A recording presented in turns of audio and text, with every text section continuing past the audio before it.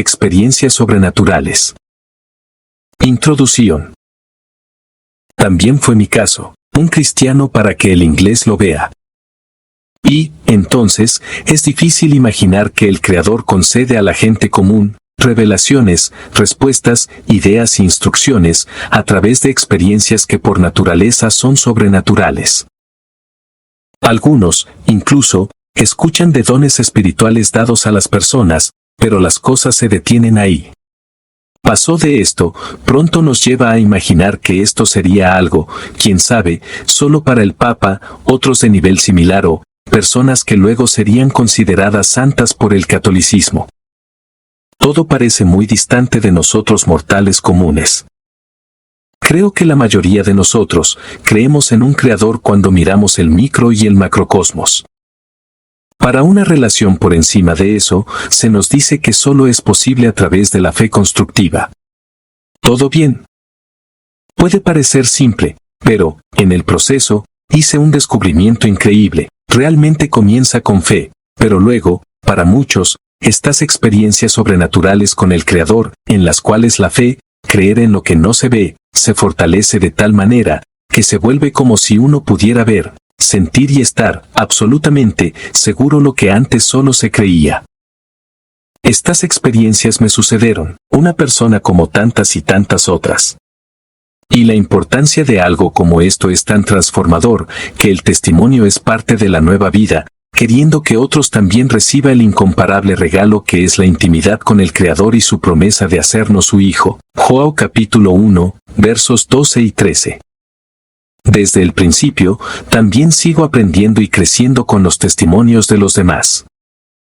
Pronto aprendí que las experiencias con el Creador siempre están en línea con su manual y que la certeza y la confirmación de la fuente también suceden de forma sobrenatural, internamente. Esto no siempre es simple y fácil de explicar, después de todo, la dimensión es espiritual. Menciono solo las experiencias que creo, que son más apropiadas para lo que se pretende aquí. Mi situación cuando todo comenzó. En medio de un sufrimiento absurdo.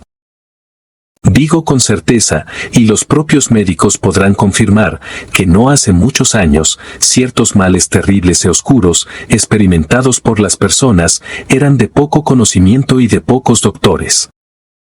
Actualmente, estos casos son más fáciles de encontrar receptividad, pero, no menos terribles. Así, imaginemos en el pasado, personas que experimentan algo absolutamente terrible, como si no pertenecieran al aquí y ahora y, sin encontrar, excepto en raras ocasiones, un médico que, específicamente, pueda brindarle refugio y comprensión. Y, además, los medicamentos eran casi ineficaces, con efectos secundarios graves. Yo fui uno de esos casos. El factor desencadenante de la situación fue el uso de medicamentos, mucho más allá del periodo dado por el médico, para combatir la delgadez exagerada y estimulando el apetito. Tuve cambios químicos cerebrales muy graves y, gradualmente entré en una absurda depresión física y mental, con síntomas increíbles, cuya intensidad alcanzó niveles que son difíciles de describir, ya que en parte, difiere de lo natural. Incomparable tristeza, aburrimiento mortal, angustia que corta el aliento, agotamiento físico intenso, la mente en otro paralelo, dormir naturalmente imposible, terribles pesadillas, extendiéndose año tras año. Si alguien que lee aquí, no comprende qué es la depresión, incluso en sus niveles más bajos, nunca la trate con desdén. Aquí hay un consejo vital. No olvides agradecer a los cielos por no poder imaginar realmente de qué se trata esto que puede llevar a alguien a rogar por la muerte. A pesar de una vida algo distante, siempre he creído en un Creador. Y esto fue de tanta importancia porque me ayudó a resistir años y años en esta situación, buscando recursos en las áreas de salud, en tratamientos holísticos o místicos, en gurús, en diferentes religiones, ya sea en centros espiritistas o terreiros, por supuesto, sin poder distinguir si una u otra ruta podría estar equivocada. La primera experiencia. Ya habían pasado 6 años de intensa lucha cuando comencé a asistir a la renovación carismática y, luego, a grupos evangélicos, inicialmente al mismo tiempo. Amigos que fueron extraordinarios conmigo, recibiendo una atención increíble. Y así, pasó mucho tiempo tratando de sanarme en su totalidad, en la medicina y en la fe cristiana. Predicaciones, grupos de oración, retiros, leer la palabra, se habían convertido en parte de mi vida diaria.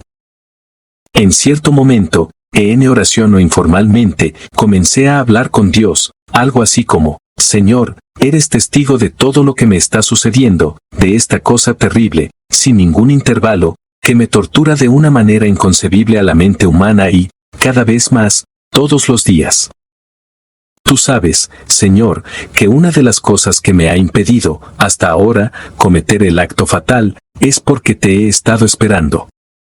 Es cierto que también ha existido el temor de llevar estas mismas cosas al otro lado, sin cesar. Aquí en este mundo, he podido buscar ayuda en muchos lugares y caminos, pero, ahí, llevándome, tengo miedo. Sin embargo, ya no da, Señor, ya no puedo soportar todo esto. Eres un testigo. Y, en medio de este periodo de estas confesiones, un día, alguien pasó para llevarme a una iglesia. Entonces, agregué, hoy es el día, la pelota está contigo, Señor. Estas fueron exactamente mis palabras. Fui a la iglesia, esperanzado, allí me conmovieron mucho las oraciones, los himnos y la predicación. Parecía que todo era para mí, estaba demasiado emocional y, también lloraba mucho. Y nada más. Cuando me dejaron frente al edificio donde vivía, la frustración fue muy grande. Le había pasado la pelota al Señor, y, allí estaba de vuelta en casa, sin la objetiva respuesta milagrosa que había buscado. Qué pena, trataría de justificar a los miembros de la familia, por escrito, la razón de mi acto final. Me fui a dormir tomando, como todas las noches, fuertes medicamentos junto con ansiolíticos y, de hecho, mi sueño consistió en pesadillas monstruosas hasta la mañana siguiente. Increíble, me desperté, eran alrededor de las 3 horas. Esto nunca había sucedido antes, los remedios no lo permitirían. Asimilé que era algo fuera de lo común, levanté mi almohada y me apoyé en ella, miré hacia un lado y, mi esposa dormía profundamente. Sentí que algo iba a suceder. Entonces, comencé a escuchar en la distancia, un ruido como el agua moviéndose como las olas del mar, era el sonido como un torbellino de muchas aguas y, este sonido, se acercaba más y más y, luego, tuve la visión, era un río muy grande como si fuera un mar, pero era un río y tenía olas normales, regulares y, con cierta intensidad. Este río también se acercaba y, de repente, era como si entrara en mi pecho y saliera de mi abdomen, desapareciendo poco a poco. Quería dar un nombre a esas aguas, porque tenían algo muy diferente, pero no pude caracterizar esta diferencia como un nombre. Es probable que esta experiencia haya sido de unos 30 segundos. Me sorprendió, por supuesto. Me levanté de la cama y, me arrodillé para orar y agradecer a Dios, porque estaba seguro de que estaría completamente curado en ese momento y todo el sufrimiento desaparecería. Sin embargo, en mi opinión, nada pasó. Estaba muy feliz con la experiencia, pero con cierta frustración. Sin embargo, fue suficiente para abandonar el pensamiento de dicho acto final.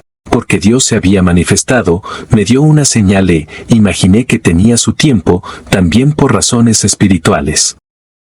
Salí nuevamente para la lucha habitual y, a partir de ahí, me restringí a tratamientos médicos y, espiritualmente, solo con mi grupo cristiano, al principio, en la renovación carismática.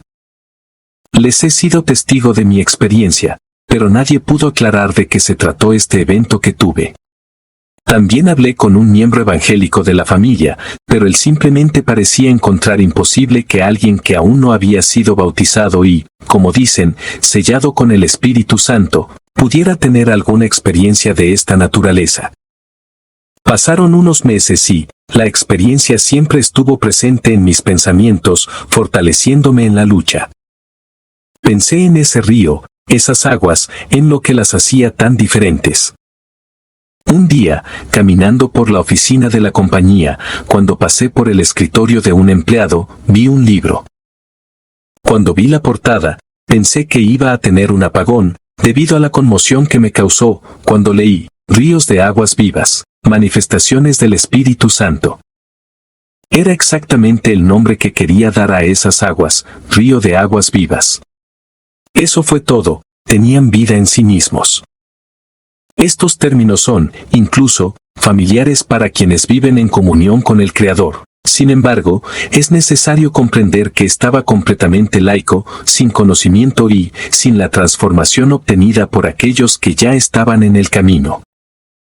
Con el libro en mis manos, corrí a mi oficina. Devoré ese folleto de unas 80 páginas. Leyendo y releyendo. Me detuve en varios pasajes bíblicos descritos en él, como Texto 1. Oh Señor, esperanza de Israel, todos los que te dejen estarán avergonzados. El nombre de los que se aparten de mí estará escrito en el piso, porque abandonan al Señor, la fuente de las aguas vivas. Jeremías 17 verso 13. Texto 2. La conversación de Jesús con la mujer samaritana, cuando él pidió agua y ella colocó un obstáculo. Jesús respondió, si conocieras el don de Dios y, quien te pregunta, dame un trago, me pedirías y, él te daría aguas vivas. Juan 4 verso 10. Texto 3. Y, he aquí, vino la gloria del Dios de Israel, su voz era como el sonido de muchas aguas, y la tierra brillaba por su gloria. Ezequiel 43 verso 2. Texto 4. Escuché una voz del cielo, como la voz de muchas aguas. Apocalipsis 14 verso 2.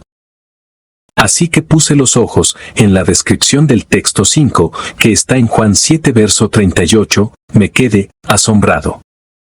Aquí está el texto, el que cree en mí, como dice la Escritura, de su interior correrán ríos de agua viva. Increíble, este versículo literalmente describe mi experiencia. Démonos cuenta de que en este momento se me confirmó no solo la existencia del Creador, pero también la Biblia misma, del Antiguo y el Nuevo Testamento, y, mucho más, me ha sido confirmado, Jesucristo, como el Hijo de Dios y su verdad. Yo soy el camino, la verdad y la vida, nadie va al Padre, a menos que sea por mí. Juan 14. La segunda experiencia. Evidentemente, después de eso, comencé a pensar seriamente en estar más presente en una iglesia. Continué asistiendo a la renovación carismática y también comencé a asistir, por invitación de amigos, a Adonep, una asociación que reúne a evangélicos de diferentes denominaciones, donde hay reuniones con predicaciones, oraciones y testimonios, diseñados para evangelizar a los invitados. Y, poco después, en medio de buenas enseñanzas idénticas, comencé a escuchar cosas que chocaban con las costumbres del catolicismo. Uno era sobre imágenes. Motivado por mi situación, los tenía en mi casa, la de Nosa Senora y Santa Teresina. Lo escuché aquí, lo escuché allí y, las cosas se pusieron un poco difíciles para mí, para asimilar la verdad. A veces, cuando llegaba a casa y, frente a las imágenes y decía, les pido perdón, es que estoy un poco resentido por buscar respuestas que me den más seguridad. La Iglesia Católica, antes, al principio, la Iglesia Cristiana de todos, católica, universal, luego, con el cisma y el protestantismo, que surgieron de ella, seguía siendo el principal representante del cristianismo, a los ojos del mundo, con todos sus papas, inefabilidad, eruditos y estructura gigantesca. Esto significó mucho para mi comprensión de la fe cristiana.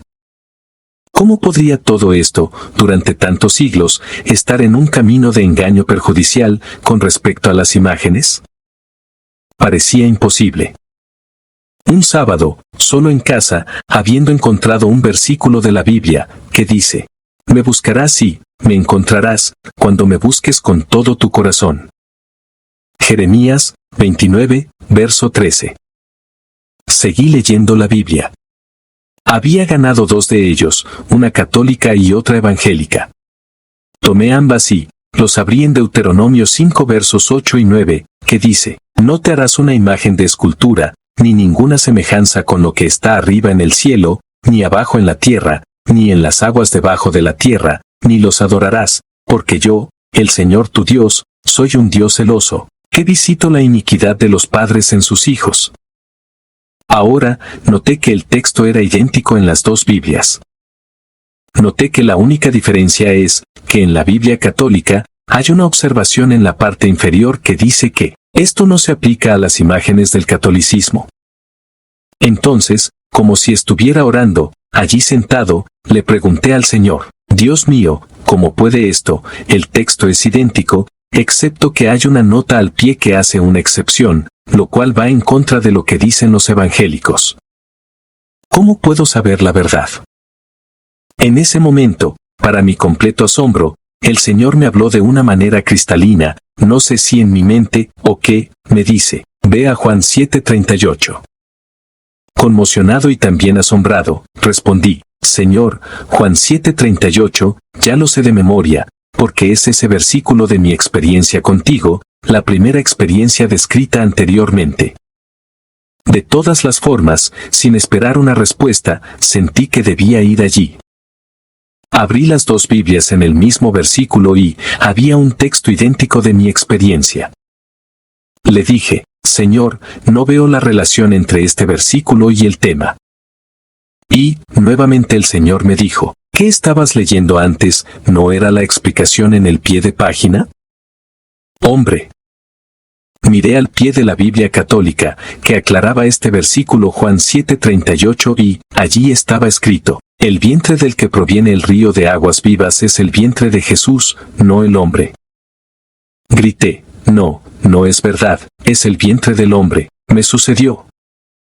Por lo tanto, esta observación a pie de página era errónea y, de la misma manera, errónea la observación del pie de Deuteronomio 5 verso 8 y 9. Después de eso, las aclaraciones, a este respecto, ya no son necesarias. Dios mismo, me reveló la verdad, su palabra no fue obedecida en esta costumbre del catolicismo. La palabra sigue afirmando, yo soy el Señor, este es mi nombre, no voy a dar mi gloria a nadie más, ni a mi elogio por las imágenes de la escultura. Nada se sabe por aquellos que realizan sus imágenes de esculturas de madera, en procesión y rezan a un Dios que no puede salvar. Isaías 42 verso 8 y 45 verso 20. Todos los que dicen a un pedazo de madera, tú eres mi padre, y a una piedra, tú eres mi madre, se avergonzarán. Jeremías 2. Verso 28. He escuchado a personas decir que esto era del Antiguo Testamento y que en el Nuevo Pacto no se aplica. Hombre de Dios. Muchos recorren un largo camino sin confirmarse con la fuente. Debemos buscar confirmación directamente de la fuente y, si es de todo corazón, sin apego a una cosa u otra, como dice su promesa, Él responderá. Recordemos que nuestra fidelidad, y es muy importante, es lo primero para Él. Me preguntaba y, me asombraba, el hecho de que el Creador reveló esto a este asesino y a otros como yo. ¿Y por qué no reveló esto a las autoridades de la Iglesia Católica, que representan a millones y millones de católicos, permitiendo que se subvierta la palabra tan cristalina? Es cierto que todos los que sirven a Dios están bajo su misericordia, nadie puede jactarse. Sin embargo, a pesar de esto, debemos preguntarnos, ante tan gran error, que lleva a millones de personas al engaño, ¿cuáles son las consecuencias para los sacerdotes y aquellos que insisten en esta distorsión del Evangelio? Después de la segunda experiencia, quedaba, para mí, la cuestión del papel desarrollado por la llamada Nuestra Señora en el catolicismo, las apariciones, los mensajes y la devoción hacia ella. Estos puntos caracterizan fuertemente a la Iglesia Católica y su predicación. Estaba meditando sobre esto cuando las iniciativas comenzaron a surgir en mi mente.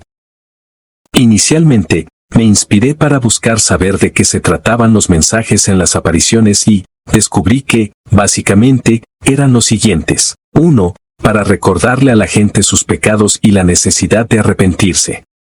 2. Revelar eventos futuros. 3. Traer una correlación entre su apariencia y eventos importantes en una región determinada. 4. Intercesión con el Hijo en nombre de los fieles. 5. Hablar sobre Jesús, el juicio y las posibles verdades para una vida cristiana, etc. Después de estas meditaciones, y buscando estar en comunión con el Señor, fue increíble el desenvolvimiento de las palabras y textos que me fueron ofrecidos en mi búsqueda bíblica. Algunos de ellos, como respuestas a mis preguntas, tuvieron el poder de iluminarme completamente en cuanto a quién era el único encargado de estas cosas. El papel del Espíritu Santo. Allí estaban las palabras bíblicas que decían: Jesús, hablando, texto 1. No los dejaré huérfanos, regresaré a ustedes otros, pero el Consolador, el Espíritu Santo, a quien el Padre enviará en mi nombre, les enseñará todas las cosas y les recordará todo lo que les he dicho. Juan 14, 18, 26. Texto 2. Pero te digo la verdad, deberías irte, porque si yo no voy, el Consolador no vendrá por ti, pero si voy, te lo enviaré. Cuando Él venga, convencerá al mundo de pecado, justicia y juicio. Juan 16 versos 7 y 8. Texto 3. Cuando venga el Espíritu de verdad, Él te guiará a toda verdad, porque no hablará por sí mismo, pero dirá todo lo que ha escuchado y anunciará las cosas por venir. Juan 16 verso 13. Siempre debemos considerar lo que Jesús dice sobre la palabra, porque yo protesto a cualquiera que oye las palabras de la profecía de este libro, si alguno añadiere a estas cosas, Dios pondrá sobre él las plagas que están escritas en este libro. Apocalipsis 22, 18. Durante siglos, la lectura de la Biblia no fue la costumbre dada por la Iglesia a los fieles católicos e, incluso en misas, lo que se escuchó fueron términos litúrgicos en latín. Por supuesto, sacerdotes y eruditos han leído y estudiado, pero, por cierto, ciertas verdades y la profundidad de las cosas de Dios pasaron desapercibidas. Tenga en cuenta la práctica proveniente de la Reforma Protestante, que tiene como base práctica solo la Escritura, sola Escritura. La Biblia nos recuerda, porque la palabra de Dios es viva y efectiva, no pasará ni una coma de él. Algunas personas ya dicen, Dios es tan misericordioso que envió a su madre para ayudar al Espíritu Santo y, como mujer, ayudar a convencer a la humanidad usando las cualidades de una madre. Quién sabe, Jesús cuando habló del envío del Espíritu Santo, no se dio cuenta de que más tarde, María, hecha omnipresente y omnisciente por el Creador, también cumpliría este papel. Allí, también podría haberlo dejado registrado. Llegará el momento en que el Padre, para fortalecer la misión del Espíritu Santo, Él les enviará una madre. ¿Y qué decir de la costumbre de decir, María, Madre de Dios?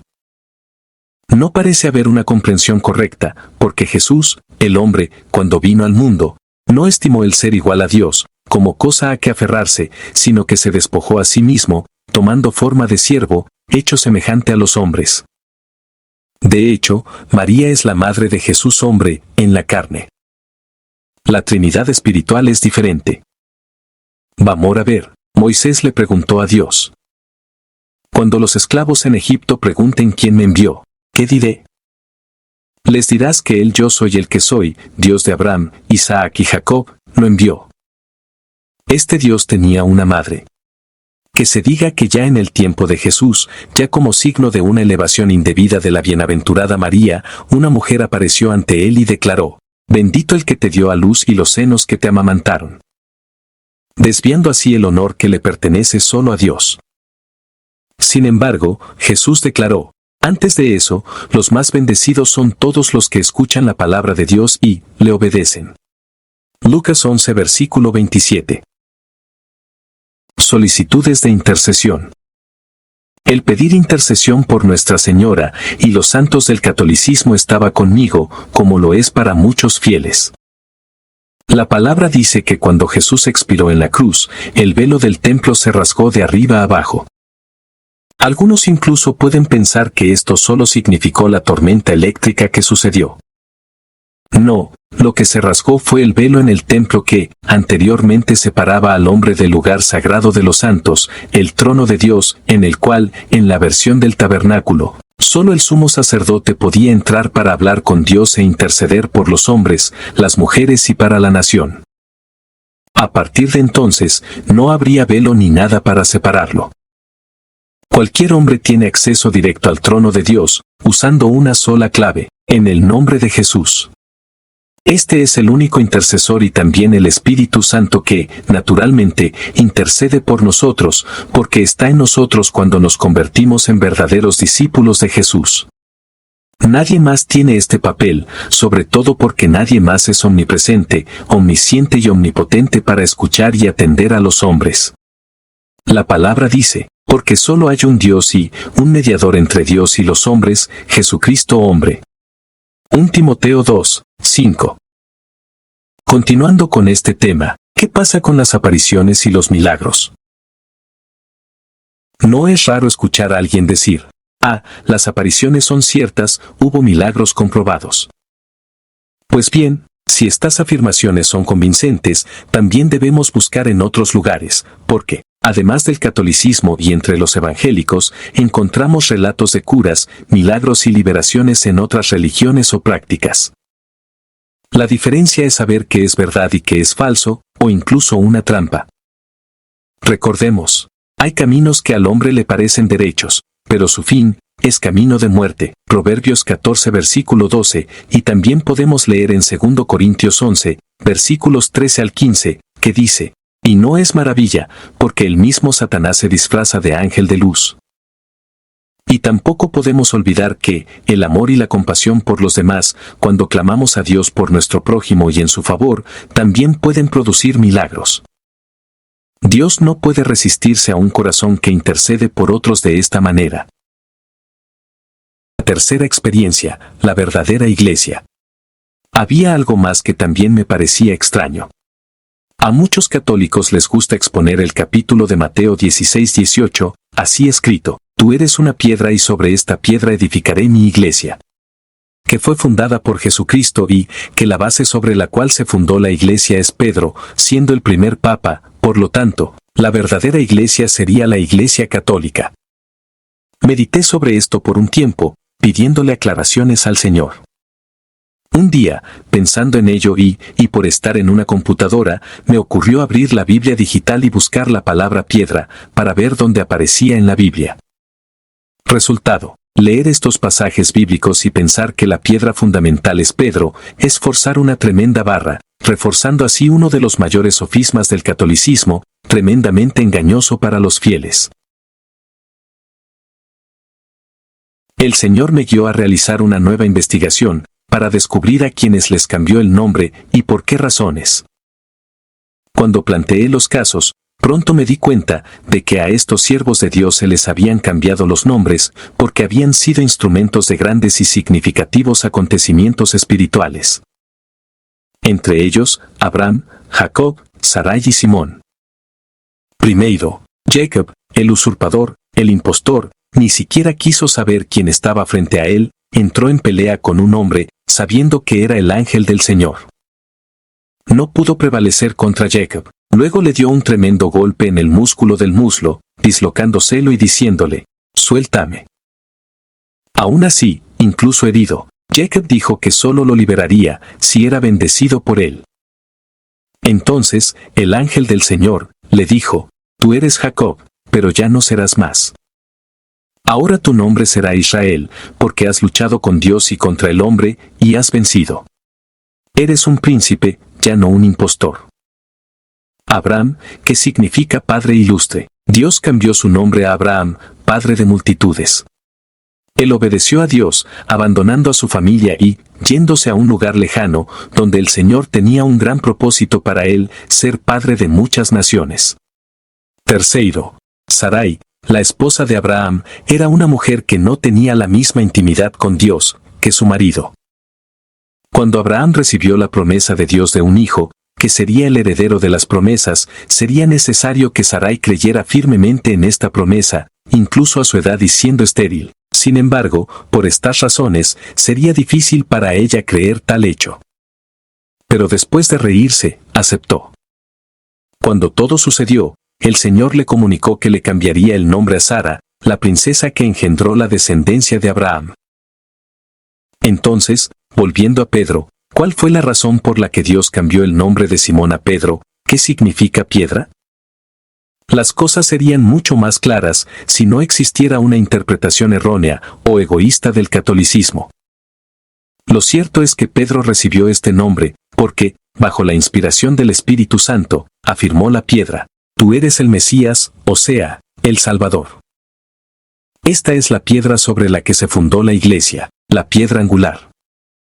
Quien busca, no busca a Pedro, sino busca este fundamento para su salvación. Por supuesto, son muchas las piedras que, a lo largo de la historia, como instrumento, han construido la Iglesia, pero ninguno de ellos es el fundamento de la Iglesia, de lo que ella ofrece, sino Jesús y la gracia que Él trae a los hombres. Utilicemos un ejemplo de nuestra vida diaria. ¿Cuál es la base de un hospital? Sin duda, lo fundamento de un hospital es lo que ofrece, es decir, tratamientos varios. Quien lo busca, busca una solución, una cura, teniendo en cuenta su estado de salud. Entonces, una vez más, quien busca a la Iglesia, busca una de las piedras importantes, que es Pedro, o busca la piedra mencionada por Pedro. El mismo apóstol Pedro aclaró perfectamente esta cuestión sobre la piedra y las piedras. Esto es lo que leemos en 1 Pedro 2, versículos 4 al 6. Acercándoos a él, la única piedra viva, desechada por los hombres, mas para Dios escogida y preciosa, vosotros también, como piedras vivas, plural, sed edificados como casa espiritual y sacerdocio santo, para ofrecer sacrificios espirituales aceptables a Dios por medio de Jesucristo. Porque también en Isaías 28, versículos 16 y 17, está escrito: He aquí, pongo en Sión, una piedra angular, escogida, preciosa, y todo aquel que cree en él, no será avergonzado jamás. 1 Pedro 2 versículos 4 al 6. ¿En qué piedra debemos creer? De hecho, este texto nos muestra que la sede espiritual de la Iglesia está en Jerusalén, por lo que, la ciudad celestial que descenderá del cielo, también se llama Jerusalén. ¿En qué sede quieres estar? Así pues, la verdadera Iglesia es aquella en la que Jesucristo es el fundamento y la cabeza y, sus miembros, son los que han nacido de nuevo.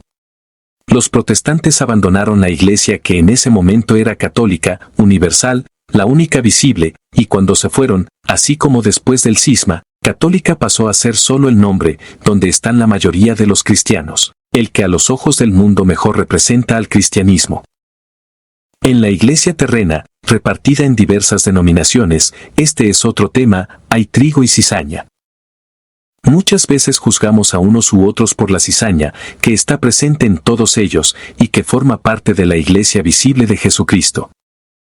Ahora bien, la Iglesia espiritual que de hecho se unirá a su cabeza, esta es la verdadera, está hecha solo de trigo, porque ascenderá al Padre.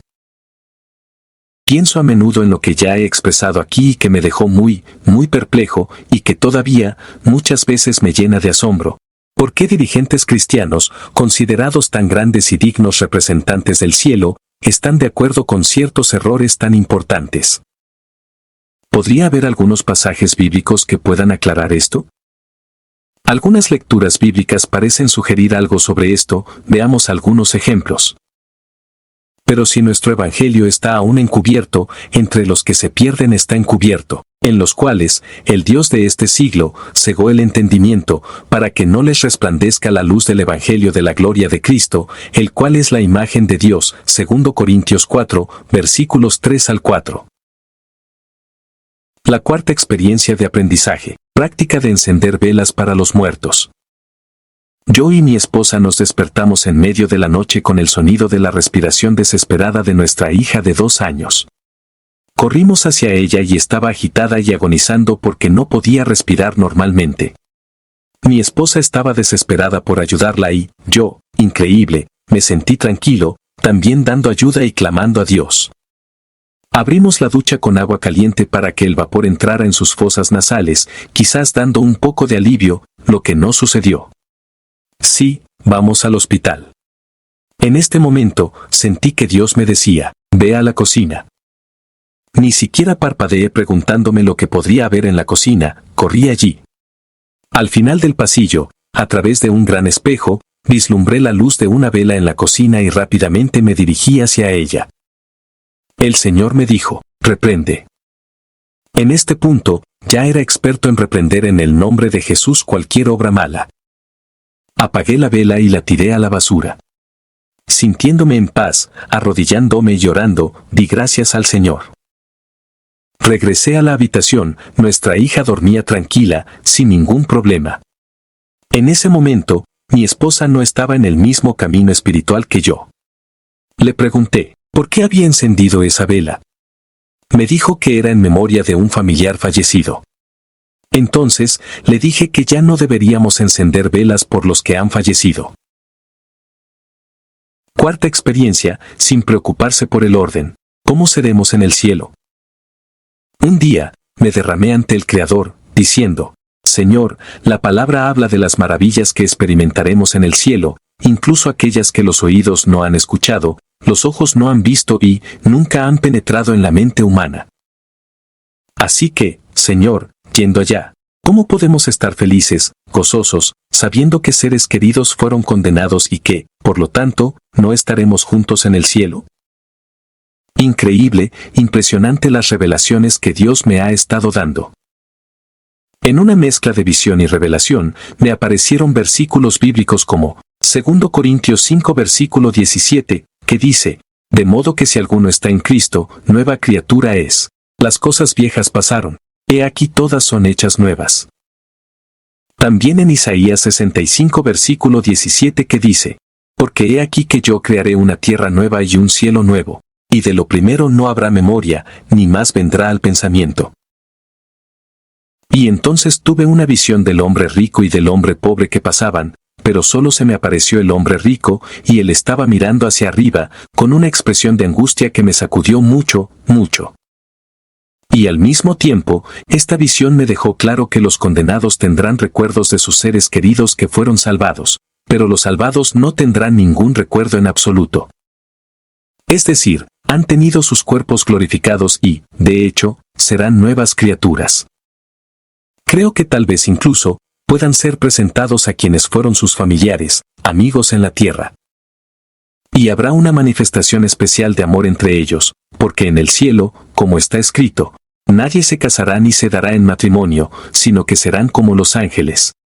Ahora, yo conocía muy bien estos versículos bíblicos y pensaba que la nueva criatura comenzaría a surgir y desarrollarse a partir de la entrega al señorío de Jesucristo con todo mi corazón, con arrepentimiento, pero no imaginaba que llegaría a esta cima en el momento de la glorificación y transformación de nuestro cuerpo. Lo cierto es que esta revelación me afectó mucho, y me veo obligado a confesar que quizá estoy más apegado a las cosas terrenas de lo que Dios nos pide. Conclusiones. ¿Quién tiene experiencias? Sin embargo, primero hay que repetir algo muy importante. No es obligatorio que todos los siervos de Dios tengan experiencias sobrenaturales con el Creador, ni significa que no tenerlas implique que no puedan estar en comunión igualitaria con el Creador. Recordemos la advertencia de Jesús a Tomás, porque él antes había dicho que solo creería que Jesús se habría aparecido, después de morir en la cruz, si lo viera con sus propios ojos. Cuando esto pasó, Jesús le dijo, porque me has visto, Tomás, creíste. Bienaventurados los que no vieron y creyeron. Juan 20 versículo 29. Miles y miles de siervos de Dios tienen experiencias con el Creador, tal como yo las he tenido y todavía las tengo. Esto no es nada nuevo para muchos de aquellos que tienen a Jesús como Señor y Salvador, que son testigos del Evangelio y tienen sed de conocer, cada vez más, la profundidad de las cosas del Creador. Lo que la mayoría de los no creyentes no se dan cuenta es que, contrariamente a lo que podrían imaginar, estos siervos del Creador saben mucho, mucho más acerca de la verdad. No son simplemente personas con una religión. Aún así, es necesario tener todo respeto hacia las personas y las demás religiones, como está escrito, porque no es por la fuerza, sino por el Espíritu Santo, quien convence de pecado, de justicia y de juicio. Que quede dicho que, la justicia de Dios para los hombres, es Jesús. Cuando Dios, el Padre, ve a los que han nacido de nuevo, es como si viera a través de Jesucristo. Sin embargo, aún así, siguen surgiendo acusaciones contra los cristianos por la llamada intolerancia religiosa. La realidad es que a través del don del discernimiento espiritual, más allá de la palabra, muchos tienen una noción perfecta de lo que puede haber detrás de ciertas prácticas. Muchos de estos cristianos, viendo espiritualmente lo que está sucediendo, no pueden dejar de ser incisivos, independientemente de que sea políticamente correcto o no, porque lo que está en juego es mucho más. Es también el caso de quienes actualmente y en todo momento, porque es obligación de quien está en camino, repiten que Jesús va a regresar. Oh, si todo el mundo supiera lo cierto que es esto. Cuando Noé y el primer arca, durante unos 100 años, el mensaje de lo que estaba por venir, creo, fue transmitido a todos. Sin embargo, nadie lo creyó. Y entre tú y yo, perteneciente al mundo de los pecados y el nivel que alcanzó, realmente me pareció una locura, muy difícil de creer y, por ello, la construcción del arca estuvo acompañada de todo tipo de burlas y ridículos. Curiosamente, en la palabra, Dios también caracteriza el Evangelio de Jesús como locura para los que se pierden. Para estos, la locura comienza cuando, por ejemplo, de la concepción la de la bienaventurada María, por acción del Espíritu Santo. Esto es considerado por muchos como un cuento de hadas. Sin embargo, creo que hay una diferencia sustancial entre la primera arca y la que tomará Jesús. Notablemente, en estos últimos tiempos de gracia, es decir, del don más grande concedido por Dios, el Espíritu Santo ha sido derramado sobre toda la tierra, incluso para miles que, completamente alejados del Evangelio de Jesús en los más diversos países, incluidos aquellos donde el cristianismo es un crimen, fueron llevados a la entrega y a la fe salvadora en Cristo. La pregunta es, ¿cómo, a partir de la fe, podemos aumentar nuestra certeza? Creyendo en la Escritura y, desafiando al Creador, en su propia palabra, cuando dice, «Me buscaréis y me hallaréis, porque me buscaréis de todo vuestro corazón». Jeremías 29 versículo 13. Puede que parezca fácil, pero a menudo no lo es. Son muchos los casos en que las personas no renuncian a sus convicciones religiosas, demasiado arraigadas en ellas, como la lealtad a una determinada denominación y, no exactamente, a la Iglesia de Jesús, que es la verdadera y no está solo en una denominación. Cuando buscamos a Dios con todo nuestro corazón, es decir, dejando ir otras convicciones, nuestra oración puede ser así. Examíname, Señor, y mira que entregue todo mi corazón, sin reservas, como pides en tu palabra. Voy buscando la verdad, para transformarme verdaderamente en un servidor tuyo, por encima de todas las cosas, buscando una mayor intimidad contigo, y así, avanzar cada vez más por el camino que lleva a la estatura del hombre perfecto, que es Jesús. La paz que excede todo entendimiento está con todos.